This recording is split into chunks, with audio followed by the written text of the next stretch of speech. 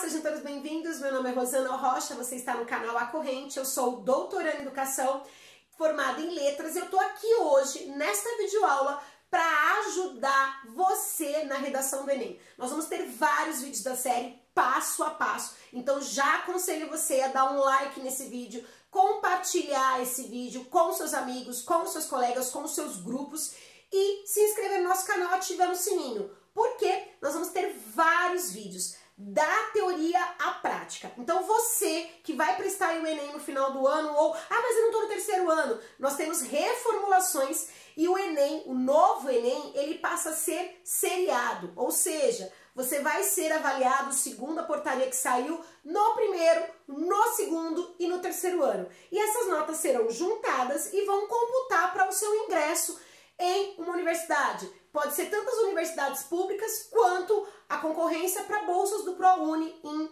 universidades, em faculdades particulares.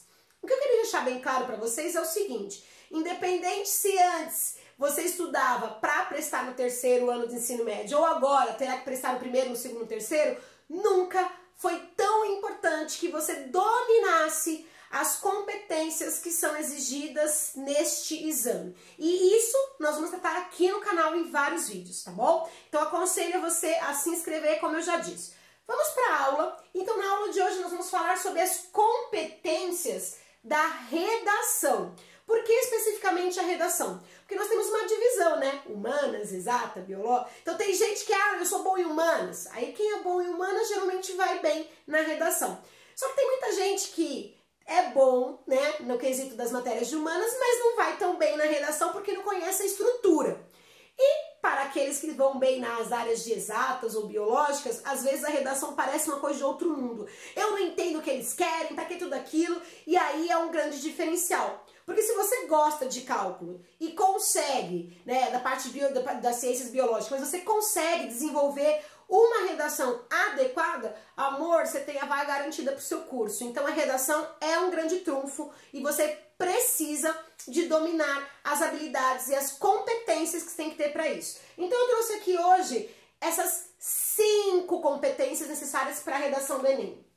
A gente vai começar então dizendo o que seria o Enem. Então o nome do Enem já diz, né? É o Exame Nacional do Ensino Médio. Já adiantei para vocês que no novo Enem ele será seriado, tá? Possivelmente vai ser aplicado de maneira digital, não sabemos ainda como, quando, mas sabemos que vão ser avaliados o primeiro, segundo e terceiro ano. Então a gente tem que se preparar desde já, desde sempre. O Enem, ele é a porta de acesso a inúmeras universidades públicas, como acontece pelo Sistema de Seleção Unificado, o SISU. Então você presta o Enem e você pode se inscrever no SISU, que é o Sistema de Seleção Unificado, e concorrer a universidades em vários locais do país. Eu tenho vários alunos que estudam em outros estados, nós estamos aqui falando de São Paulo, né? Aqui a corrente ela fica em São Paulo, mas nós temos pessoas estudando no país todo. Por quê? Você pode, morando em São Paulo, prestando a prova aqui, concorrer a essas bolsas em todas, essas vagas em todas as universidades do país. E aí até a gente vai seguindo falando, e também tem vários, né? Participar do Enem faz com que você concorra aos programas do governo, para acesso à universidade também. Como o Programa Universidade para Todos, que é o ProUni, que dá bolsas de estudo em escolas particulares, né, em faculdades particulares, e o Programa de Financiamento Estudantil, que é o FIES, que é um financiamento que você estuda e depois que você terminar, você tem um prazo para pagar o seu curso. Ou seja, o Enem é a porta de acesso, tô entrando na faculdade. Mas para entrar não é, né, arrombando tudo, você tem que entrar, né, com aquela porta da entrada, assim, né, daquele jeito. Para isso, tem que dominar as competências das áreas que nós vamos falar, especificamente no canal mais da área de linguagens e códigos, que é a minha área, e da área de ciências humanas, porque a gente acaba conversando uma área com a outra, mas você também tem que desenvolver as outras habilidades das biológicas, nas exatas, então, enfim, das ciências exatas, você tem que correr atrás de matemática, correr atrás do prejuízo. Nós, como voltamos, estamos falando do Enem e do acesso à universidade, e a gente está falando da redação, que para muitos é a pedra no sapato. Primeiro, porque a pessoa não gosta de escrever, ou não sabe escrever, ou não sabe por onde começar, não tem habilidade. Já critiquei muito isso, sou professora de língua portuguesa que nas nossas escolas tem professor que trabalha gramática, mas o aluno não consegue colocar essa gramática no texto, porque o aluno nas aulas não tem a oportunidade de produzir textos. Né? E textos, eu falo todos os tipos de textos, né? Quando a gente permite um debate em sala de aula, quando a gente permite uma roda de conversa, quando a gente permite que o aluno escreva sobre uma charge, quando a gente permite que o aluno se coloque, nós estamos trabalhando em produção de texto. Então eu queria dizer para você, professor que está me assistindo, e alunos, que vocês têm que cobrar mais produções de texto. Quanto mais a gente escreve, melhor a gente fica. Se o seu professor em sala de aula não trabalha com escrita, você vai ter que, por conta própria, correr atrás do prejuízo. Estamos aqui para isso, para ajudar vocês. Então a gente vai aqui falar sobre a prova da redação do Enem. A prova de redação, ela vai exigir de você a produção de um texto em prosa. O que é um texto em prosa? Né? Poesia, tá? Quem gosta de escrever, poeta não é aqui. Prosa, então ali inteira, seguida. É um texto em prosa do tipo dissertativo e argumentativo. A gente vai explicar o que é dissertar e o que é argumentar, mas basicamente dissertar é dizer a opinião e argumentar é explicar o porquê. Então, não é simplesmente dizer, eu sou a favor do armamento. Não, você vai ter que argumentar. Você defende um ponto de vista, tá? Não é o meu não, tá, gente? Mas enfim, você defende um ponto de vista e depois você explica por que você defende esse ponto de vista, a fim de convencer ao leitor, não a sua opinião, mas convencer ao leitor de que os seus pontos de vista têm fundamentação, têm argumentos que sustentem eles, têm base para isso, né?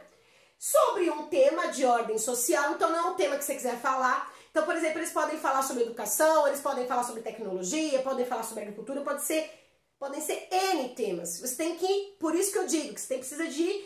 tem um outro vídeo no canal aqui de bagagem cultural, um vídeo que eu gravei há anos. E eu digo isso. Quem são aqueles alunos que escrevem melhores textos? Aqueles alunos que leem, aqueles alunos que gostam de literatura, aqueles alunos que gostam de atualidade, de jornais, de revistas. Então sempre lendo. E não é só ler, não. Né? E principalmente aqueles sites de fake news, porque você pode compartilhar no seu zap fake news, mas numa prova você é desconsiderado se você colocar fake news, né? As notícias falsas. Então o ideal é que você leia, mas se informe em notícias que são plausíveis, e mesmo quando você ler alguma notícia num site, que sabe que é um site de notícias confiáveis, que você questione, né, essas informações, a fim de que você vá construindo aí uma bagagem cultural para quando chegar na prova e cair um assunto sobre economia, opa! Eu lembro que esse assunto, esse eu posso usar. Caiu o assunto de agricultura. Esse eu posso usar. E assim por diante. Ele vai ser, então, um assunto de ordem social, científica, cultural ou política. Nós não sabemos o que. Então, por isso que é interessante que nós estudemos tudo, parte social. Podemos usar e nos aprofundar também. Partes científicas que surjam, vacinas, doenças, tudo que a gente esteja antenado em relação a isso. A parte cultural, né? E ao contexto político também.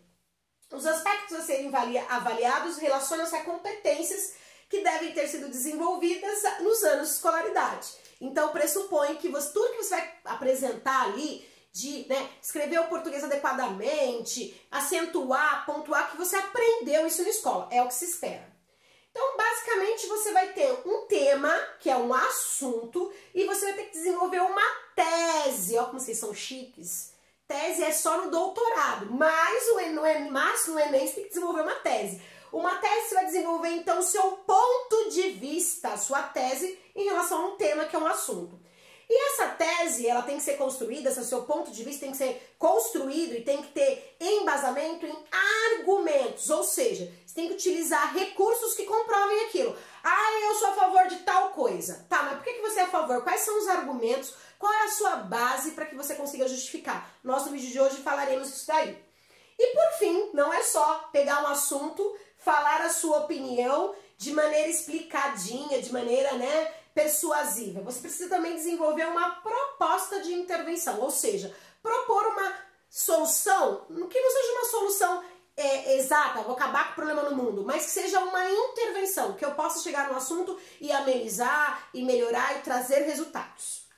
A gente começa então dizendo sobre os aspectos que serão avaliados. Deve-se defender uma tese, opinião a respeito do tema proposto, apoiada em argumentos consistentes, estruturados com coesão e coerência. Então no vídeo a gente vai explicar. Eu tenho que então explicar o meu ponto de vista com argumentos consistentes, que olha, foram pesquisas comprovadas, não foi o grupo de Zap Zap, não foi no fake news no site, mas eu tenho, pesquisas científicas, dados do IBGE, dados de institutos reconhecidos, estruturados, com coerência e coesão. Então, meu texto tem que ter uma coerência. Se eu vou defender um posicionamento, tem que continuar até o fim nesse posicionamento. Por exemplo, eu sou uma pessoa que defende os direitos humanos, que inclusive é uma das exigências da redação do Enem. Então, se você é contrário aos direitos humanos, primeiro vai entender o que é, porque se entender o que é, você não vai ser contrário. Depois, mesmo que você seja contrário aos direitos humanos, porque na atualidade a gente tem de tudo, né, gente? Até pessoas que são contrárias aos direitos humanos, né? Porque não são humanas, né? Não sei, devem ser algum animal. Enfim, não são animais, né? Agem como, né? Irracionais. Enfim, voltando, a gente tem que ter coerência. Se eu sou uma pessoa que defende os direitos humanos, por exemplo, a dignidade humana, né? Se eu sou contra todas as formas de violência e opressão contra a pessoa, a dignidade, o homem, a mulher em si, todos, eu não posso ter um texto em que eu defenda numa parte e na outra eu fale, não, mas pensando bem, eu tenho que ser coerente nas minhas ideias. Então o meu texto, por exemplo, tem que ser coerente do início ao fim. Lembra que eu falei pra você sobre matemática de porte de arma?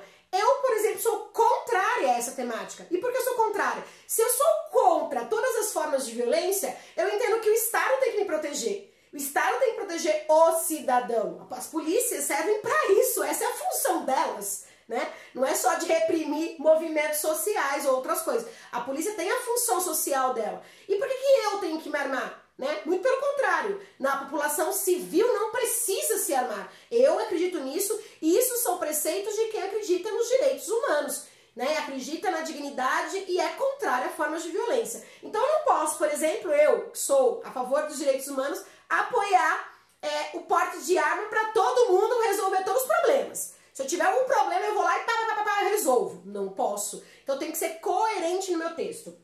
Eu também, no meu texto, eu preciso de ter coesão. Ou seja, uma ideia tem que se conectar à outra. Eu tenho vários vídeos no canal que eu falo de estrutura. Então eu falo assim, o que, por que, como e daí. Então cada parágrafo ele tem que ter essa estrutura básica. O que eu tô falando, por que eu vou argumentar, né, com dados, com exemplos, vou explicar, vou comparar, vou elucidar.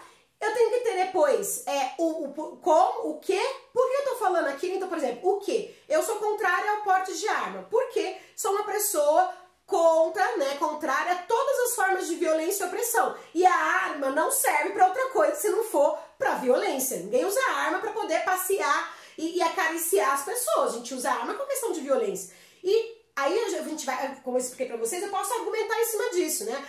Acreditando nos direitos humanos, na função do Estado, em intervir e garantir a segurança de todos, eu acredito que não é necessário porte de arma individual, e sim uma polícia e políticas públicas que garantam a segurança, né, e a proteção da dignidade de todos os cidadãos. Porque aí você vai ter dignidade aqueles que tiverem arma, aqueles que não sofrem. Então tá errado. Nós precisamos de uma igualdade, de uma equidade que os direitos humanos colocam. Então eu expliquei o que, por que, como e daí. Eu tô continuando meu texto. Então essa minha ideia ela tem que se conectar com a ideia de baixo, né?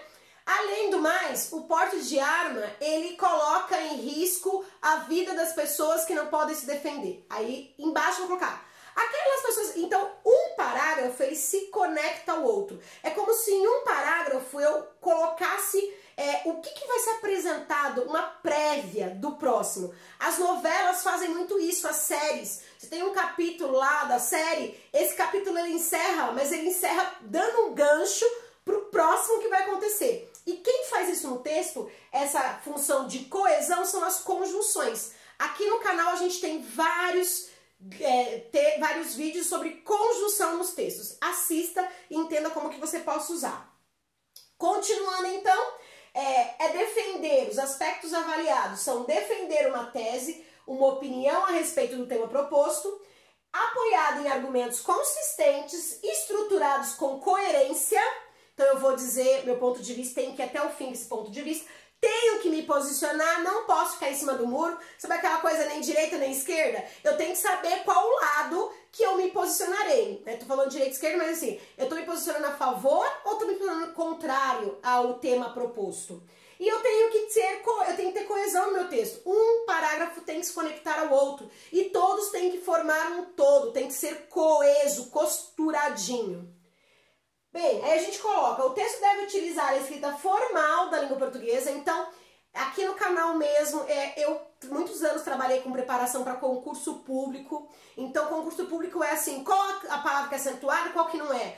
Qual é a conjunção adequada, qual não é? Qual a classificação dessa sílaba? E assim por diante, a gente tem várias. E isso serve para redação. A gramática normativa, que os professores só trabalham em sala, elas também ajudam no texto, muito. Por quê? Porque eu tenho que escrever separando as sílabas adequadamente, usando a regência, concordando os nomes com as preposições, usando a concordância verbal, o verbo concordando no tempo com a pessoa, usando a concordância nominal, usando a acentuação, a crase, né? As conjunções, como eu falei, da coesão, com sentido. Então, se eu não sei língua portuguesa, se eu não sei como usar as regras, eu não vou me dar bem no texto. E mais, não é só, como já disse o professor, ensinar o aluno a acentuar, ensinar o aluno regras para fazer a prova, mas ensinar para eles conteúdos que ele possa usar na prática. Então, sempre quando eu falo acentuação, eu sempre retomo, porque ele vai ter que usar isso no texto. Nós temos que fazer essa retomada dos conteúdos gramaticais, o estudo do texto, para que nós possamos, que esse aluno depois ele possa fazer a prova da redação do Enem e falar, nossa, aqui eu sei que vai crase, não, aqui não vai, não, aqui eu tenho que botar no plural, não, aqui eu não tenho, né? Não é haviam pessoas, é havia pessoas.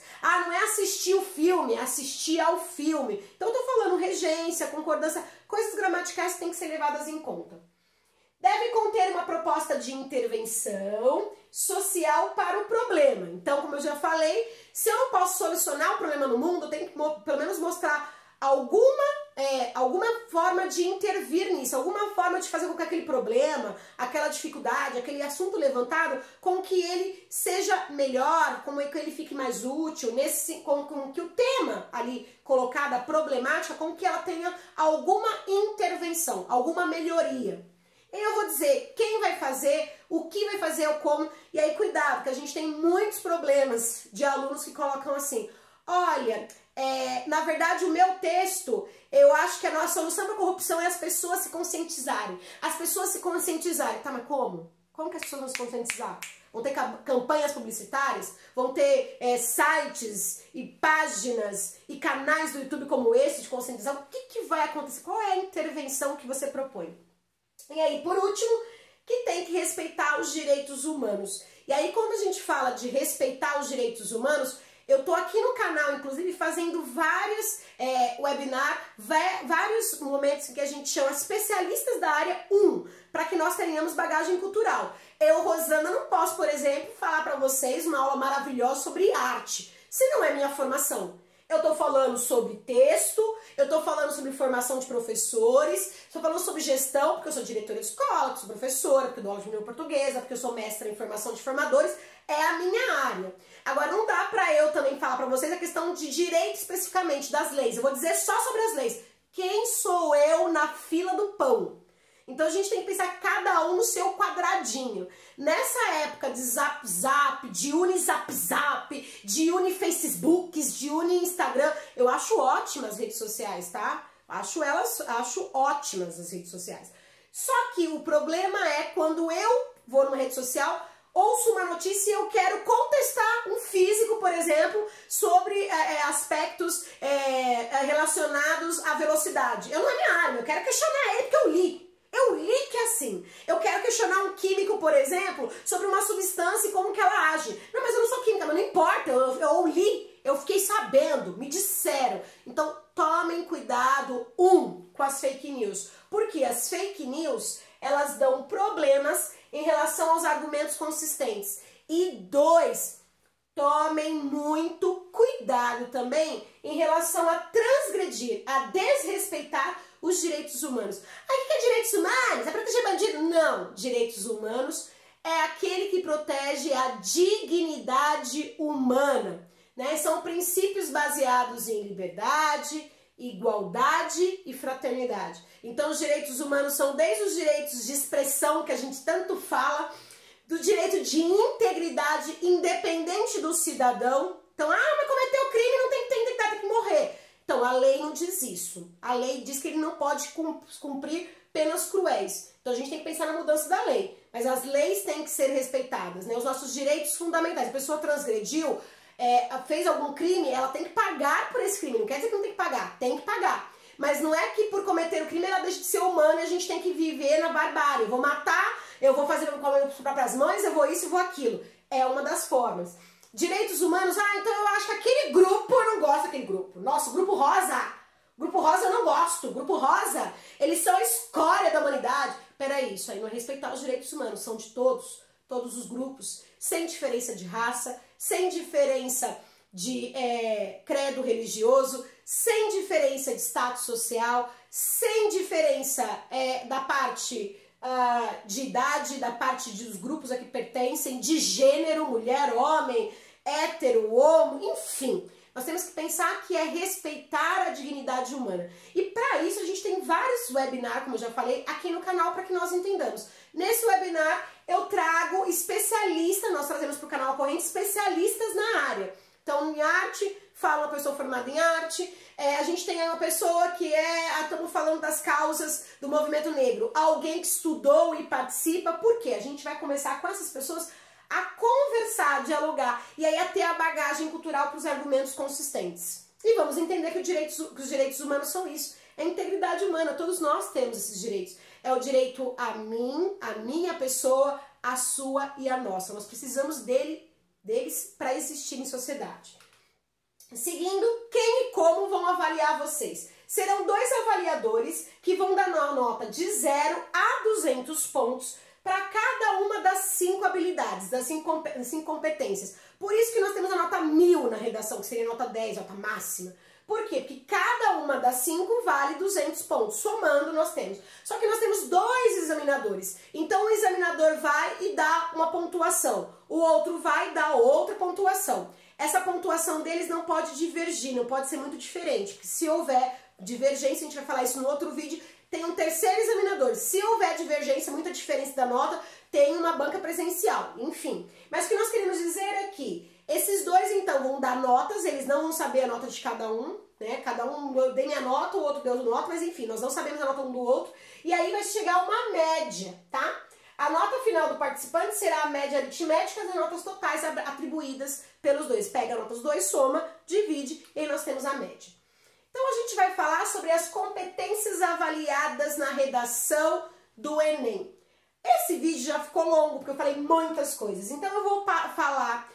eu vou passar, Rosana, o que você vai fazer? Tô seguindo. No nosso próximo vídeo vocês voltem. Opa, não passa tanto. No nosso próximo vídeo vocês voltem, porque a gente vai basicamente aprofundar em cada uma delas. Eu vou apresentar aí eu preciso de uns 25 minutos para não ficar muito longas as aulas, tá?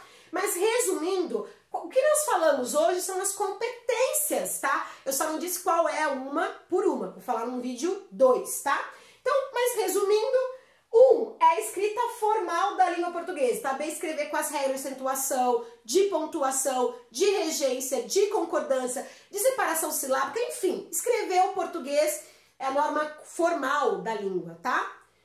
2, compreensão do tema e da proposta de uma tese. Então eu tenho que compreender o que eles estão pedindo para não fugir do tema, a gente vai ter vídeo sobre isso.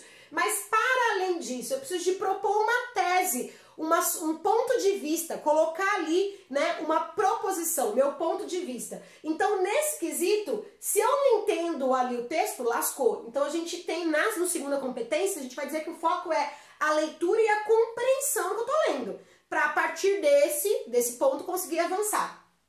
O item 3, né, a competência 3, é defesa de um ponto de vista com seleção, organização e exposição. Então lembra que eu tenho que ter uma tese, um ponto de vista? Só que eu tenho que defender uma tese, eu falei para vocês aqui no vídeo de hoje, de forma coerente. Então eu tenho que começar e ir até o final, de maneira gradativa, a fim de convencer e demonstrar que o meu ponto de vista é um ponto de vista plausível, válido.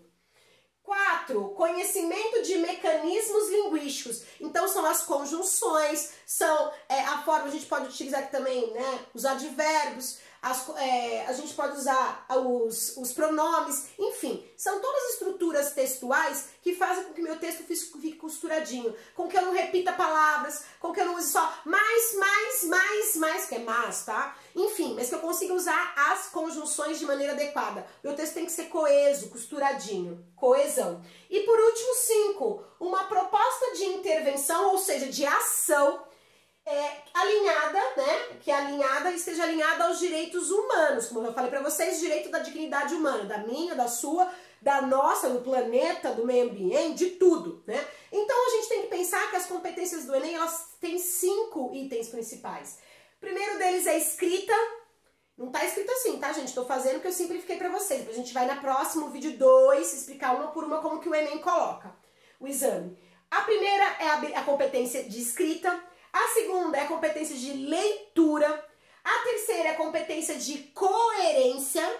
A quarta é a competência de coesão. E a quinta é a competência de ação, uma intervenção baseada nos direitos humanos. Por isso que eu, Rosana, sou uma grande defensora dos direitos humanos e promotora da educação em direitos humanos. Porque quando eu fui trabalhar com o Enem, com redações para o Enem, eu falava, mas peraí, respeitar os direitos humanos, como assim? Aí quando a gente começa a ler, estudar, ouvir as pessoas que são especialistas na área, a gente se apaixona. Então convido vocês a assistirem os nossos webinars que estão aqui disponíveis e participar também da nossa página A Corrente do Amor, que é a página no Facebook em que a gente está colocando aí essas discussões sobre direitos humanos. Porque o projeto de A Corrente do Amor é um projeto que eu desenvolvo com os meus alunos desde 2014, que promove e defende os direitos humanos, bem antes da BNCC colocar como obrigatoriedade, nós já fazíamos isso. Então, fique com a gente, se você gostou desse vídeo, dá o seu like, comenta para fortalecer isso daqui, compartilha, se inscreva,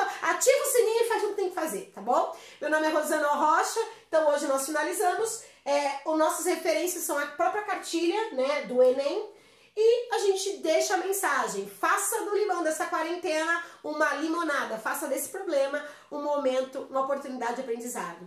Um grande beijo pra vocês e até o vídeo 2, tá bom? Tchau, tchau!